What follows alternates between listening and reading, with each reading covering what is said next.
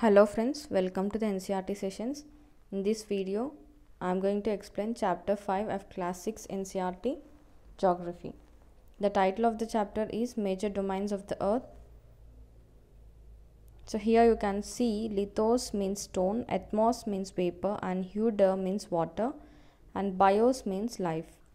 As we all know, the earth is a surface where three main components of the environment meet. So the solid portion of the earth is lithosphere. The gaseous layers that surround the earth is atmosphere. The area which is covered by water is called hydrosphere. So here the biosphere is a narrow zone where we find the land, water and air together.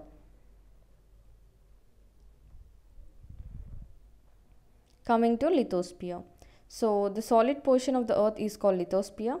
It comprises of rocks of the earth's crust and thin layer of soil. There are two main divisions of the earth's surface. The large land masses are known as continents and the huge water bodies are called ocean basins. All the oceans of the world are connected with one another.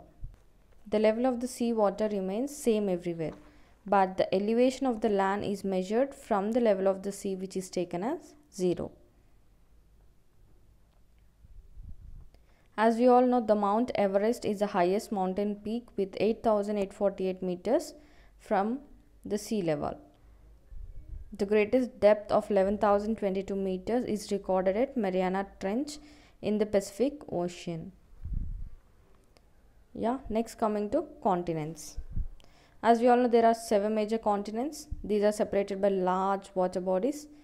The continents are Asia, Europe, Africa, North America, South America, Australia and Antarctica. Let's see Asia. Asia is the largest continent. It covers about 1/3 of the total land area of the earth. The continent lies in eastern hemisphere. The Tropic of Cancer passes through this continent. This is separated from the Europe by Ural Mountains on the west. The combined landmass of Europe and Asia is called Eurasia. Next coming to Europe. Europe is very much smaller than Asia. This continent lies west to the Asia. The Arctic Circle passes through it. It is bound by water bodies on 3 sides. Next coming to Africa. Africa is the second largest continent after Asia. The equator passes almost to the middle of the continent. Large part of Africa lies in North Hemisphere. This is the only continent through which the Tropic of Cancer, the equator and the Tropic of Capricorn passes. The world's largest desert, Sahara Desert, is located in Africa. This continent is bound on all sides by oceans and seas. The world's longest river, Nile, flows through this Africa. Next coming to North America. It is the third largest continent of the world. It is linked to South America by a very narrow strip of land called Isthmus of Panama. The continent lies completely in the northern and western hemisphere. Next coming to South America. It lies mostly in the southern hemisphere. The world's longest mountain ranges, Andes, runs through its length from north to south. South America has the world's largest river, Amazon. Next coming to Australia. It is the smallest continent that lies entirely in the southern hemisphere. It is surrounded on all sides by oceans and seas, hence it is called island continent. Next coming to Antarctica, which completely lies in southern hemisphere. The South Pole almost lies at the center of this continent. As it is located in the southern polar region, it is permanently covered with thick ice sheets. There is no permanent human settlements. So many countries have research stations here. India also has some research stations like Maitri and Dakshin Gangotri. Next coming to hydrosphere. As we all know, the earth is a blue planet. So more than 71% of the earth is covered with water and 29% with land. More than 97% of the earth's water is found in oceans and it is too salty for our use. That is the reason why we face the shortage of water. Next coming to oceans. Oceans form the major part of the hydrosphere. They are interconnected. Oceans are always moving. So the 3 main movements of the ocean are waves, tides and ocean currents. So the five major oceans are the Pacific Ocean, Atlantic Ocean, Indian Ocean, Southern Ocean, and the Arctic Ocean. Let's see it one by one. Pacific Ocean is the largest ocean.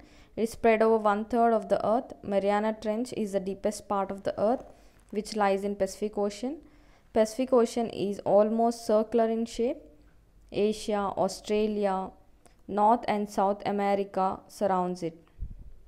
Next, coming to Atlantic Ocean. It is the second largest ocean. It is S-shaped. It is flanked by the North and South Americas on the western side and Europe and Africa on the eastern side.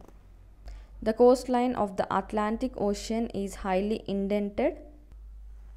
Because of this irregular and indented coastline shape, it is the busiest ocean port. Next we have Indian Ocean. Indian Ocean is the only ocean which is named after a country, that is India. So the shape of the ocean is almost triangular. It is bound by Asia in the north and Africa in the west and Australia in the east. Next, coming to Southern Ocean, which encircles the continent of Antarctica and extends northward to 60 degrees south latitude. Next, coming to Arctic Ocean. Arctic Ocean, which is located within the Arctic Circle and surrounds the North Pole, is connected with the Pacific Ocean by a narrow stretch of shallow water known as Bering Strait. It is bound by northern coast of North America and Eurasia. Next, coming to atmosphere. So what is atmosphere? Atmosphere is a layer of gas by which the earth is surrounded. Atmosphere extends up to a height of 1600 kilometers. It is divided into 5 major layers based on the composition, temperature and other properties. So these layers are the troposphere, stratosphere, mesosphere, thermosphere and the exosphere. Atmosphere is mainly composed of nitrogen and oxygen, which makes up to 99%. So nitrogen we have 78%, oxygen 21% and other 1% by volume consists of carbon dioxide, argon and other gases. As we all know, oxygen is our main breath of life, while nitrogen helps in the growth of living organisms. Carbon dioxide, though it is not important, but carbon dioxide helps in absorbing the heat radiated by the earth, thereby keeping the planet warm. The density of the atmosphere varies with height. It is maximum at the sea level and decreases when we go up. This is we need to carry oxygen cylinders.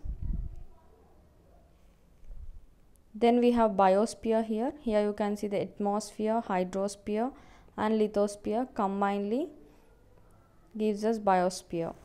So biosphere is a narrow zone of the contact between the land, water and air. It is a zone of life. Here you can see one more important point, that is the carbon dioxide is an important constituent of air, but the increase in the amount of carbon dioxide leads to the increase in the global temperature. This is termed as global warming, which is very, very important. So by this, here ends the chapter 5. Thank you.